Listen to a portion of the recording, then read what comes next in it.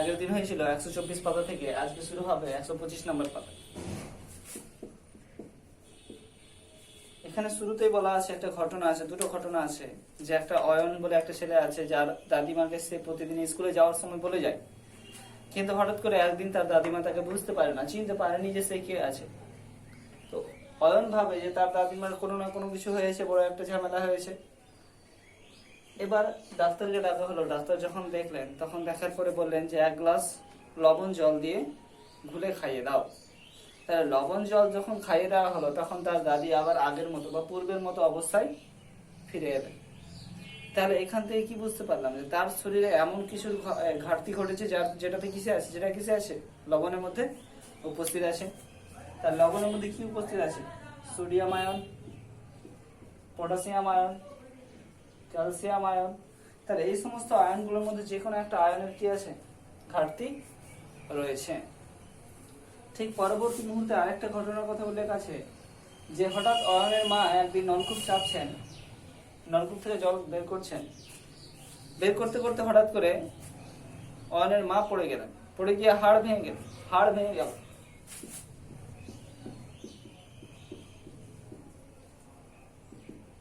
কেন এমন ঘটলো? তাহলে এমন ঘটার পিছনে কারণটা হচ্ছে কিন্তু আমাদের লবণ জনিত, বা লবণের মধ্যেও কিছু খুব কম পরিমাণে যদি লবণ হয়, তাহলে সেটা কোন লবণ আছে? Calcium chloride. আবার সেই ক্যালসিয়াম ক্লোরাইডের ক্যালসিয়াম আয়নটা আমাদের হাড় গঠনের মুখ্য ভূমিকা পালন করে। তাহলে এই যে আয়নটা আছে, সেটা কি কাজে লাগে? হাড় গঠন করে। আর যেই আয়নটার অভাবজনিত কারণে ওই অয়নের মায়ের হাড় ভেঙে গেল। এবার হচ্ছে যে এই সমস্ত আয়নগুলো আমরা কোথা থেকে পাই? প্রথমত আগেই বলে দিলাম যে এই সমস্ত আয়নগুলো আমরা পেয়ে থাকি সাধারণত খাদ্য লবণ থেকে।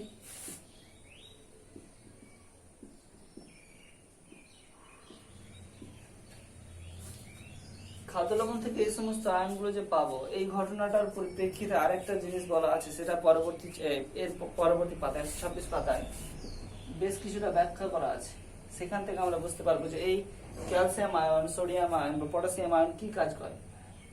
এখানে আমরা মূলত বুঝে নিব যে সোডিয়াম আয়ন Na+ আর K+, পটাশিয়াম আয়ন এর আগেও আলোচনা করেছি। এই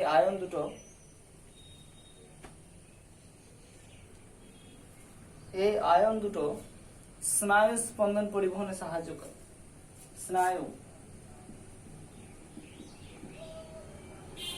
স্নায়ু পরিবহন করে কোথা থেকে? নখ থেকে শুরু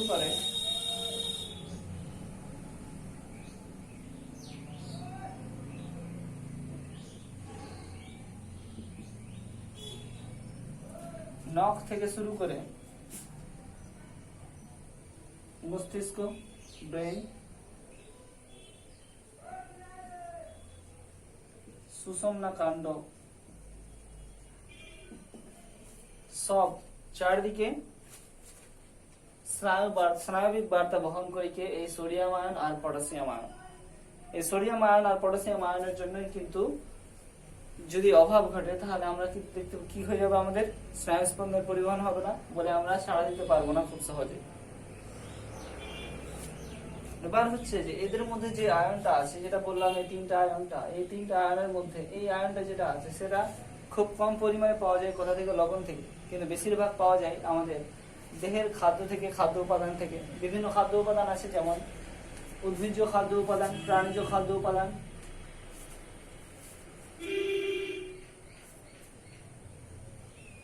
উদ্ভিজ্জ খাদ্য উপাদানের মধ্যে কি পড়ে? বিভিন্ন প্রকারের শাকসবজি। আর প্রাণীজ খাদ্য উপাদানের মধ্যে পড়বে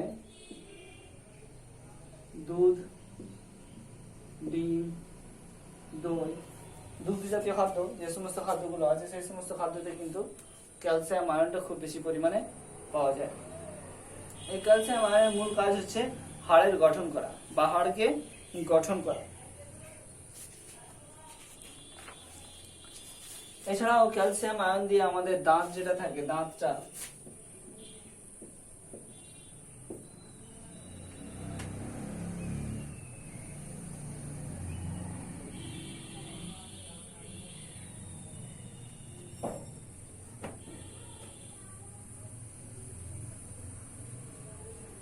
দাঁত, হাড় এগুলো গঠন করে। এবার ক্যালসিয়াম আয়নটা দেখলাম পেজ নাম্বার 126 দেখবে বিভিন্ন প্রকার আছে, উৎসের নাম বলা আছে। এখানে বলা আছে যে আমাদের শরীরে হাড়ের ওজন সবচেয়ে বেশি। তাহলে হাড়ের ওজন যদি সবচেয়ে বেশি হয়, তাহলে আমাদের শরীরে যে সমস্ত ক্যালসিয়াম আয়ন গুলো আছে সেগুলো কোথায় গিয়ে জমা হচ্ছে? হাড়ের মধ্যে জমা হচ্ছে। তাহলে আমাদের শরীরে কোন আয়নের পরিমাণ সব থেকে বেশি আছে? তাহলে ক্যালসিয়াম আয়নের পরিমাণ বেশি আছে। তাহলে এই ক্যালসিয়াম আয়ন গুলো আমরা পেয়ে থাকবো বিভিন্ন প্রকারের খাদ্য উপাদান থেকে। এবার হচ্ছে যে ক্যালসিয়াম আমাদের যেগুলো হাড় আছে, তাহলে হাড়টা কি নিরেট নাকি ফাঁপা? যদি ফাঁপা হয় তাহলে হাড়ের মধ্যে খালি থাকবে, আর যদি নিরেট হয় তাহলে হাড়ের মধ্যে কোনো প্রকারের কোনো খালি অংশ থাকবে না। কিন্তু আমরা জানি সাধারণত যে হাড়ের মাঝখানে কিছুটা অল্প পরিমাণে, খুব বেশি না কিন্তু অল্প পরিমাণে ফাঁপা থাকে। কিন্তু হাড়কে আমরা নিরেট বলবো। কেন নিরেট বলবো? কারণটা হচ্ছে যে ওই ফাঁপা অংশটাতে বিভিন্ন প্রকারের জলীয় তরল ও কি থাকে? রক্ত থাকে। নিরেট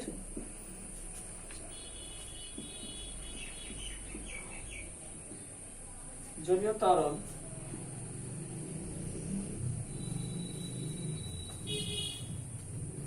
ও রক্ত থাকে। সেই জলীয় তরল আর রক্ত দিয়ে কিন্তু এই ফাঁকা অংশটা পূর্ণ থাকে। এই ফাঁকা অংশটা যেহেতু পূর্ণ থাকে, তার জন্য আমরা এটাকে ফাঁকা বলতে পারবো না, এটাকে আমরা বলবো সরাসরি যে নিরেট। এবার হচ্ছে যে এছাড়া আমাদের কি কাজ করে? হাড়ে যদি এই জলীয় তরলের আর রক্তের পরিমাণ যদি বেশি হয়, তাহলে হাড়টা খুব শক্ত থাকে, ভালো থাকে।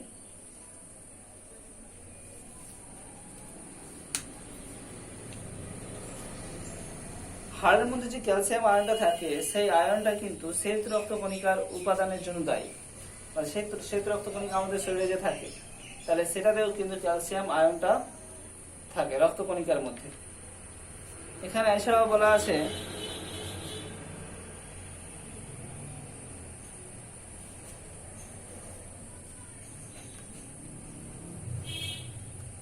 যে শরীরের মধ্যে যে ভিটামিন ডি থাকে, ভিটামিন ডি, সেই ভিটামিন ডি কিসের জন্য থাকে? সেই ভিটামিন ডি এর কাজ কি? সেই ভিটামিন ডি এর কাজ হচ্ছে যে খুব কম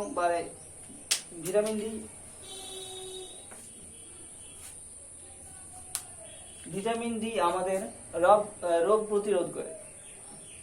প্রতিরোধ করতে সাহায্য করে। তাছাড়া বিভিন্ন উৎসেচক থাকে, তাহলে উৎসেচক কি করে? পরিপাকে সাহায্য করে। তারপরে আমরা শক্তি পাই কোথা থেকে? যে আমরা যে সমস্ত খাবারগুলো খাই, তাহলে সেই খাবারটা থেকে আমরা শক্তি কিভাবে পাবো? তাহলে সেই খাবার থেকে শক্তি পাই আমরা যখন খাবারের শোষণ প্রক্রিয়া ঘটে। যখন শোষণ ঘটে তখন কি হবে? সেই খাবারটার থেকে আমরা শক্তিটা পেয়ে থাকি। তাহলে প্রথমত কি হলো? দুটো ঘটনা হলো। দুটো ঘটনার মধ্যে একটা হলো যে লবণের অভাবজনিত কারণে, দ্বিতীয়টা হচ্ছে ক্যালসিয়ামের অভাব জনিত কারণে। এবার তার পরবর্তীতে ক্যালসিয়াম কি কি কাজে লাগে, ক্যালসিয়াম কোথা থেকে পাওয়া যায়, তারপরে এখানে বলা হলো শ্বেত রক্তকণিকার কি কাজ। শ্বেত রক্তকণিকার আমাদের রোগ প্রতিরোধ ক্ষমতা বা দেহকে জীবাণু মুক্ত করতে বা রোগ থেকে মুক্ত করতে শ্বেত রক্তকণিকার বিশাল ভূমিকা রয়েছে। এরপরে হচ্ছে এবার যে সমস্ত খাবারগুলো আমরা খাই বা যে সমস্ত লবণগুলো আমরা খাই, সেই সমস্ত লবণের মধ্যে কিন্তু বেশিরভাগ সোডিয়াম থাকে। বেশিরভাগটাতেই সোডিয়াম আয়ন থাকে। তাছাড়াও আর একটা জিনিস দেখেছিলাম, সেটা হচ্ছে ম্যাগনেসিয়াম আয়ন, Mg+ বা Mg2+ আয়ন থাকে। তাহলে এই Mg2+ আয়নটা পাওয়া গেল কোথা থেকে? বলা হচ্ছে যে দূষণমুক্ত সমুদ্রের মধ্যে যে লবণটা তৈরি হয়, সেই লবণটাকে বলা হবে অর্গানিক সি সল্ট।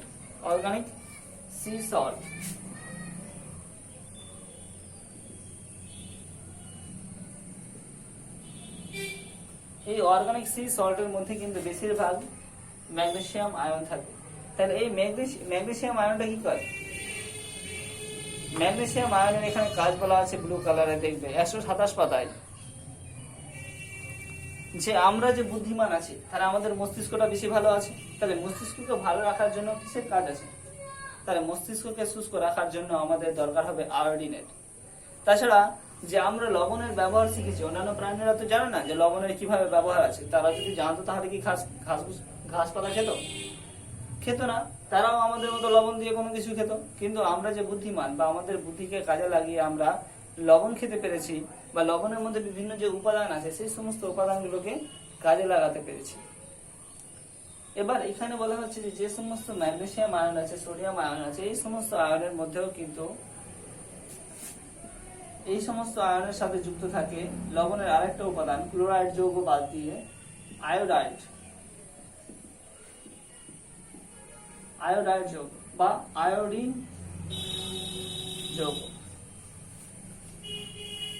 যৌগ না বলে আয়োডিন মৌল বলে দিই, আয়োডিন মৌল। তাহলে এই আয়োডিন মৌল যখন সোডিয়ামের সাথে যুক্ত হবে তখন সোডিয়াম আয়োডাইড, ম্যাগনেসিয়ামের সাথে যখন যুক্ত হবে তখন ম্যাগনেসিয়াম আয়োডাইড আয়ন উৎপন্ন করে। তাহলে এই আয়নের অভাবে কি ঘটে? এই আয়নের অভাবে আরেকটা ঘটনা এখানে বলা আছে। ঘটনাটা হচ্ছে যে কিছুদিন ধরে একটা মহিলার কথা বলা আছে যে ও প্রতিদিন সকাল সকাল যখন উঠে যেত, কিন্তু কিছুদিন ধরে দেখা যাচ্ছে যে সে আর সকালে উঠতে পারছে না, ঘুম থেকে উঠতে দেরি হয়ে যাচ্ছে, বলতে কাজের ক্লান্তি বেশি চলে আসছে। কাজের ক্লান্তি বেশি আসার জন্য ও আর যাবতীয় কাজগুলো করতে পারছে না। ঠিকঠাক করে আগে কথা বলতো, এখন ঠিকঠাক করে কথাও বলতে পারে না। কোনো একটা কারণে তার গলার আওয়াজটা যেন ধরা ধরা মনে হচ্ছে। তাহলে এর কারণটা কি, বা তার শরীরে এই সমস্ত ঘটনা ঘটে যাওয়ার কারণ কি? আবার লক্ষ্য করা যাচ্ছে যে তার গলার যেখানে স্বরগ্রন্থি আছে, আমরা যদি হাত দিয়ে গলায় তাহলে বুঝতে পারবো যে কোথা থেকে আওয়াজটা আসছে। তার এই যে স্বরগ্রন্থি যেখানে আছে সেখানে কিন্তু তার একটু ফুলে গেছে, বা ও বেশি খাচ্ছে না খাওয়ার পরিবর্তেও কিন্তু কি হচ্ছে, সে মোটা হয়ে যাচ্ছে। তাহলে এইগুলো যে সমস্ত কারণগুলো বললাম, যে সমস্ত ঘটনাগুলো বললাম, সেগুলো হচ্ছে কিন্তু এক একটা রোগের সিমটমস, লক্ষণ। যে এই সমস্ত লক্ষণগুলো যদি দেখা যায় তাহলে কি হবে, তার ওই জিনিসের অভাব ঘটেছে। তাহলে এখানে প্রথম লক্ষণটা কি বললাম, ক্লান্তি। 2 নম্বর কি বললাম, গলা ধরা। 3 নম্বর না খেয়ে মোটা হওয়া। 4 নম্বর হচ্ছে স্বরগ্রন্থি ফুলে যাওয়া।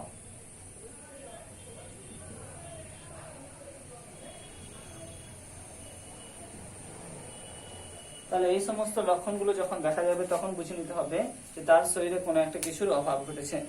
তাহলে তার শরীরে যে সমস্ত অভাব ঘটেছে সেটা হচ্ছে আয়োডিন আয়নের অভাব ঘটেছে। তাহলে এই আয়োডিন আয়ন কোথা থেকে পাওয়া যায়? এই আয়োডিন আয়ন লবণের মধ্যে পাওয়া যায়। কিন্তু লবণের মধ্যে যদি আয়োডিন আয়ন না থাকে তাহলে সেখানে এক্সট্রা করে যুক্ত করা হয়, সেটা হচ্ছে পটাশিয়াম আয়োডাইড KiO3। তাহলে এটা যখন যুক্ত করে দেওয়া হয় তখন লবণের মধ্যে যেটা আয়োডিনের চাহিদা আছে সেটা পূর্ণ হবে। এবার হবে যে এই সমস্ত ঘটনাগুলো ঘটে যায় যখন, এই সমস্ত সিমটমস গুলো যখন লক্ষ্য করা গেল, তখন সেখান থেকে বুঝতে পারবো যে তাকে কি হয়েছে। তাকে যেটা রোগটা হয়েছে সেটাকে বলা হবে থাইরয়েড। এই যে থাইরয়েড যখন হবে তখন তার শরীরের মধ্যে আয়োডিনের অভাব ঘটবে, আর এই সমস্ত লক্ষণগুলো লক্ষ্য করা যাবে। আর যে থাইরয়েড বলতে যে গ্রন্থিটার পাশে, যে স্বরগ্রন্থির পাশে বা স্বরযন্ত্রের পাশে যে দুটো গ্রন্থি থাকে যেটা ফুলে যায় সেটাকে বলা হবে থাইরয়েড গ্ল্যান্ড বা থাইরয়েড গ্রন্থি। এবার এই থাইরয়েড গ্রন্থি যখন ফুলে যাবে তখন কি করতে হবে, অনবরত আমাদের আয়োডিন ঘটিত ওষুধ দিতে হবে। এবার কি হবে যে আয়োডিনের যদি অভাব ঘটে, যে সমস্ত ঘটনাগুলো বললাম, যে ক্লান্তি চলে আসবে শরীরের মধ্যে, খুব বেশি পরিমাণে অল্প কাজ করে বেশি ক্লান্তি চলে আসবে, মস্তিষ্কের ভারসাম্য নষ্ট হবে, যে মস্তিষ্ক ঠিকঠাক করে কাজ করতে পারবে না, যেটা আগে আমরা কাজ দেখলাম। তাহলে এই সমস্ত ঘটনাগুলো ঘটবে। তাহলে তোমাদের পড়া থাকবে 125, 26, 27।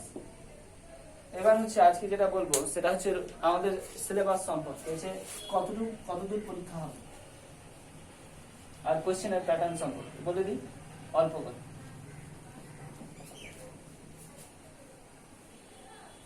ক্লাস 7 এর একেবারে শুরু থেকে খাদ্য লবণের আগে অবধি পড়া হবে, পরীক্ষা হবে। শুরু বলতে তাপ, তাপ থেকে শুরু, খাদ্য লবণের আগে অবধি যতটা পড়ানো আছে, যে হিসাবে কোশ্চেন গুলো আমি করেছি সেই সমস্ত কোশ্চেন গুলো দেখবে, আর টেক্সট বইটা বেশি করে ফলো করবে। এখান থেকে কোশ্চেন প্যাটার্ন হচ্ছে যে সঠিক উত্তরটি নির্বাচন। সঠিক উত্তরটি নির্বাচন যেটা হবে সেটা হচ্ছে 5:1, 5:1, তাহলে 5টা থাকবে, একটা করে করতে হবে। তারপর হবে শূন্য স্থান পূরণ, 2:1, তাহলে দুটো থাকবে, প্রত্যেকটা করতে হবে। সত্য কমা মিথ্যা, দুটো থাকবে, দুটোই করতে হবে। অতি সংক্ষিপ্ত প্রশ্ন উত্তর,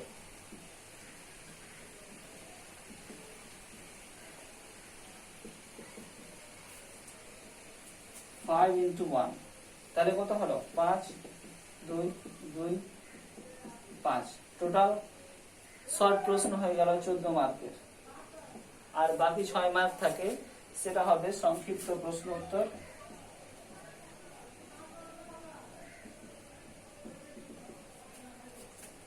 থ্রি ইন্টু টু, এই যে 3:2 এর মধ্যে যেটা আছে সেখানে কিন্তু একটা প্রশ্নও থাকবে সময় গতি থেকে। এই অঙ্কটা করতেই হবে, অঙ্ক অবশ্যই প্র্যাকটিস করতে হবে, তোমরা অঙ্ক অবশ্যই করবে। এটা হচ্ছে তোমাদের কোশ্চেন প্যাটার্ন, আর এটা হচ্ছে সিলেবাস, তাপ থেকে খাদ্য লবণের আগে অবধি। আজকে অল্প করে ক্লাস করলাম, পড়াশোনাও করবে। আজকের ক্লাসটার উত্তরটাও আমাকে পাঠিয়ে দিবে। যে সমস্ত কোশ্চেন গুলো আলোচনা করা হলো সব কোশ্চেন কিন্তু তোমাদের টেক্সট বইয়ে আছে, প্রত্যেকটা কোশ্চেন 126 পাতায় আছে, 127 পাতায়ও আছে, 124 পাতায় ঘটনা আছে। আর বেশি নেই আমাদের সিলেবাস, 144 পাতাতে শেষ হয়ে যাবে, আর আমরা এখন 127 পাতা পেরিয়ে গেলাম, তাহলে আর প্রায় 17 পাতার মতো আছে। ঠিক আছে।